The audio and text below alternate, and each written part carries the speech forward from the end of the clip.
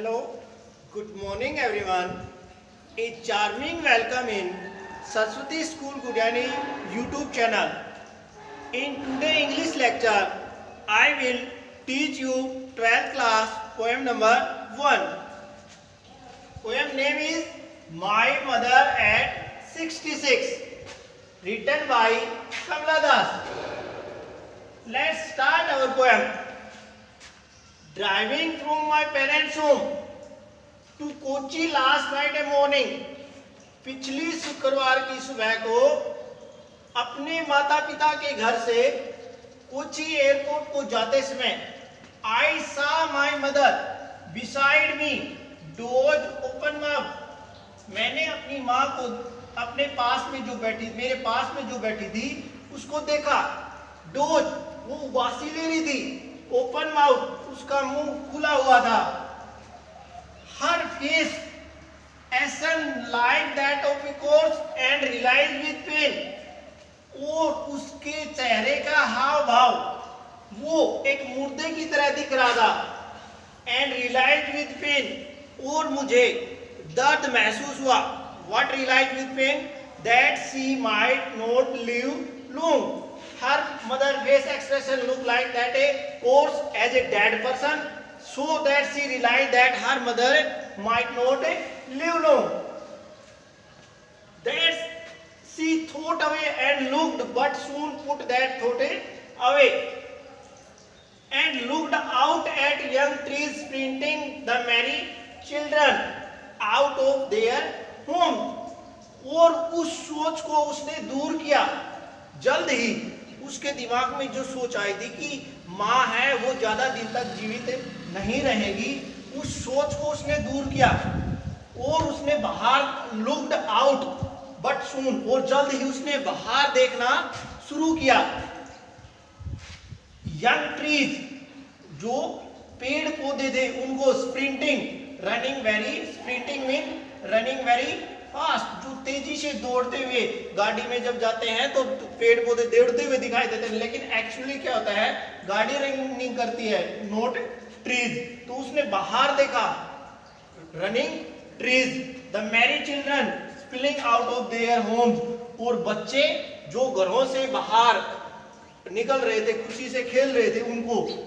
But after the airport security check, लेकिन वहां airport पे पहुंचने के बाद, सिक्योरिटी चेक के बाद, standing a few yard away, कुछ कदम चलने के बाद वहां खड़ी होके, आई लुक्ड अगेन, मैंने दोबारा अपनी मां को देखा। हर वेइंग पील, उसका चेहरा वही मुरझाया हुआ पीला चेहरा, यानी वहां सिक्योरिटी चेक होने के बाद एयरपोर्ट पे वो दोबारा अपनी, once again she looked at her mother face looked wan and pale, वही पुराना मुरझाया हुआ चेहरा था उसकी माँ का। As a late winter moon, यहाँ कंपैरिजन कर दिया उसकी माँ का चेहरे का, जाती हुई सर्द ऋतु के चंद्रमा की तरह है। Her mother face compare with late winter moon, उसकी माँ का चेहरा है एक जाती हुई सर्द ऋतु की चंद्रमा जो धुंधला होता है, डल होता है, उसकी तरह दिख रहा था।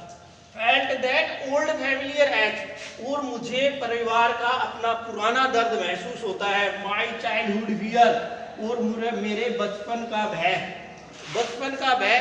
शायद perhaps she lived without her mother in hostel, शायद वो अपनी माँ के बिना हॉस्टल में रही थी बचपन में। वो दर्द फिर महसूस होता है कि her mother might not live long, और अब फिर दोबारा से उसको अपनी माँ के बगैर रहना पड़ेगा। But all I said was see you soon अम्मा, लेकिन मैंने जो कुछ कहा कि जल्द मिलेंगे अम्मा। All I did was smile and smile and smile, और जो कुछ मैंने किया, मैंने अपनी माँ की तरफ स्माइल किया, यानी वो हंसती है अपनी माँ की तरफ देखकर।